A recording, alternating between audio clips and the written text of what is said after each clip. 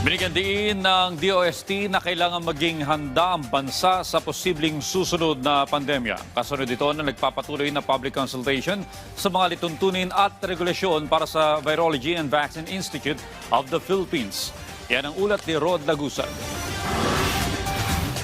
Kinakailangan na maging handa ng bansa sa posibleng sunod na pandemic sa hinaharap. Ito'y lalo't napakayaman ng bansa pagdating sa biodiversity kung saan maaaring magmula ang mga sakit sa mga hayop. Ito ang binigyang diin ng Department of Science and Technology kasunod na nagpapatuloy na public consultation sa implementing rules and regulations para sa Virology and Vaccine Institute of the Philippines. Ayon kay DOST Secretary Renato Soldum Jr., walang masyadong pagtatalo pagdating sa lalamanin nito.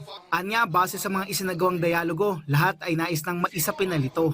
Ang naturang National Hub ay para sa virus research and vaccine development ng bansa.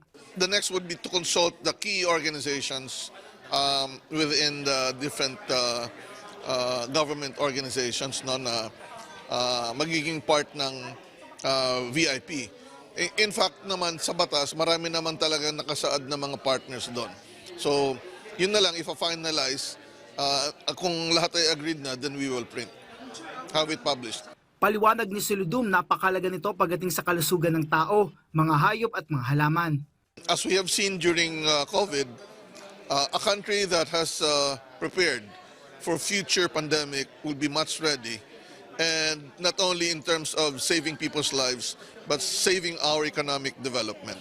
Presently though, the Virology and Vaccine Institute of the Philippines is very crucial to address threats to our food security, especially like the ongoing African swine fever.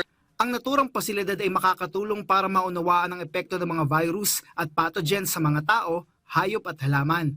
Kasabay nito, umaasa ang DOST na matatapos na ngayong taon ang Phase 1 at Phase 2 ng pasilidad. Susunod dito ay ang pagbuo naman ng mga laboratorio na may mataas na biosafety. Rod Lagusad, para sa Pambansang TV sa Bagong Pilipinas.